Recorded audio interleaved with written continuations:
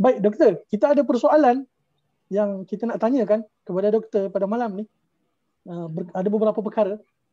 Doktor boleh respon insya-Allah. Pertama sekali doktor, apabila masuknya bulan haram, di antaranya Zulqa'dah ni, khasnya insya-Allah Zulhijjah, insya-Allah pastinya di sana sini akan adanya kita katakan i'lan-i'lan berkaitan dengan ibadah kurban. Ya.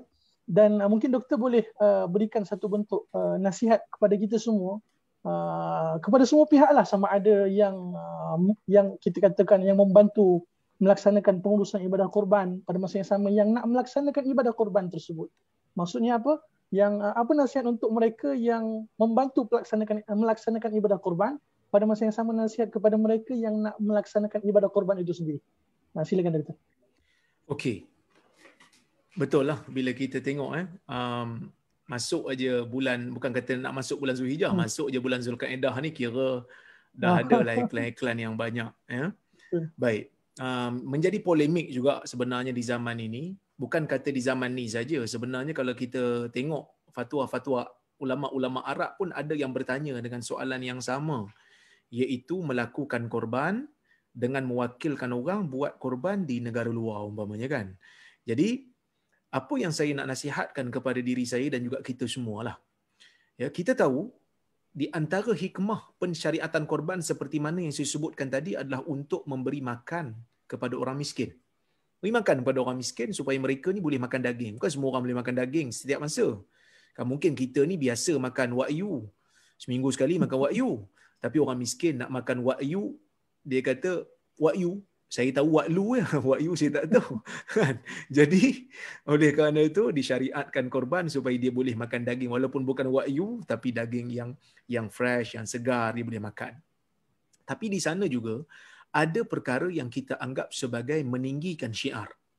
Meninggikan syiar Allah Subhanahu Wa Taala pada hari raya korban ni kita sembelih sendiri afdalnya, seperti mana yang ditunjukkan oleh Nabi sallallahu alaihi wasallam ataupun setidak-tidaknya melihat sendiri. Cuma ya, mungkin ada di kalangan kita yang tak mampu nak melakukan korban di dalam negara kerana mahal umpamanya. Kalau dia mampu, dia buatlah. Contohnya katalah dia mampu, dalam negara pun dia buat, luar negara pun dia buat. Itu terbaiklah. Sebab dalam negara dia buat untuk didapatkan sunnah melihat, menyembelih sendiri.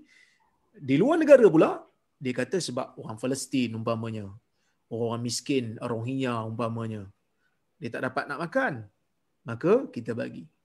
Kerana kita nak menghidupkan dua-dua syiar, memberi makan kepada orang miskin dan orang susah, dan juga dalam masa yang sama dapat menyembelih sendiri dan melihat sendiri. Itu kalau boleh, kita buat yang itulah yang terbaik. Tapi kalau tak mampu, dia kata saya mampu buat dalam negara Ustaz, sekadar satu bahagian je lah. So kita buat satu bahagian dalam negara, kita sembelih, kita bagi kepada orang miskin, yang kalau boleh yang kita kenal pun okey. Kan, yang kita kenal ataupun pada siapa-siapa sajalah. Sebab kita wakilkan orang untuk, macam kita buat di masjid, kita wakilkan orang untuk sedekahkan bagi pihak kita, kita ambil sebahagian. Tapi kalau tak mampu juga, dia kata Ustaz tak mampu lah Ustaz kan. Saya tak mampu sebab mahal sangat Ustaz. Daripada tak buat langsung, saya kata buatlah yang di luar negara tu, paling tidak dia dapatlah menghidupkan syiar memberi makan kepada hari raya korban. Tapi dengan satu syarat lah, bila kita menggunakan khidmat-khidmat syarikat-syarikat ni, kita kena siasat dan selidik betul-betul lah. Kan? Daripada dua sudut. Yang pertama, dia punya sifat amanah. Yang ni juga disebut oleh banyak negara-negara Arab. Antaranya, kalau tak silap saya, di Saudi pun ada ulama'-ulama' dia ditanya. Kalau Islam QA pun ada juga. Jordan juga ada ditanya tentang isu ni di fatwa Jordan. Tuan-tuan boleh tengok fatwa-fatwa dia. Dia kata yang penting amanah. Orang yang amanah. Ya. Orang yang amanah ni maksudnya kalau kita wakilkan syarikat tu amanah lah. Dia bukan jenis scammer lah.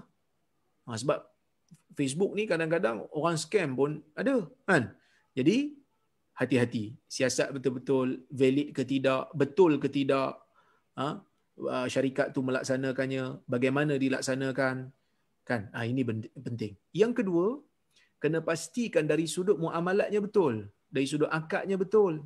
Akad yang digunakan tu akad wakalah ke, wakalah bil ujrah ke, akad salam ke, akad tempahan ke.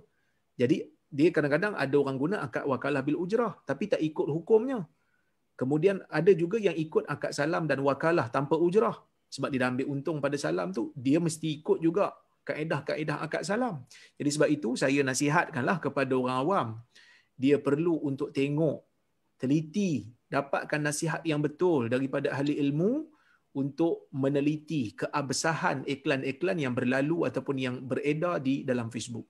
Dan saya juga nasihatkan kepada syarikat-syarikat korban ni, paling tidak ambillah penasihat-penasihat syariah. Selain daripada ustaz-ustaz yang glamour ni, ambil juga ustaz-ustaz yang pakar dalam bidang muamalat ni. Dalam negara ni kita ada ramai pakar-pakar muamalat. Sahabat saya sendiri, Dr. Zaharuddin ada, Dr. Azman Muhammad Noor ada, Dr. Sufian Cik Abdullah ada. Yang diorang ni dalam Fatwa Perlis lah. Diorang ni pakar muamalat. Tanya pendapat diorang macam mana nak buat. Akad salam tu apa yang perlu ada. Akad wakalah bil ujrah apa yang kena ada. Kena letak klausa-klausa yang detail supaya tidak ada berlakunya gharar dalam muamalat.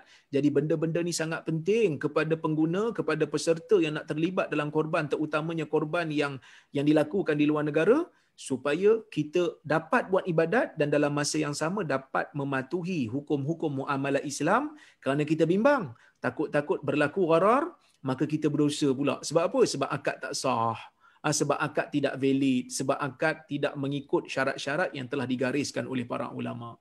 Jadi nasihat saya lah pada diri saya juga, pada semua syarikat-syarikat. Saya tahu ada syarikat-syarikat yang memang orang kata apa, betul-betul all out lah nak buat korban ni kan. Jadi saya nasihatkan begitu.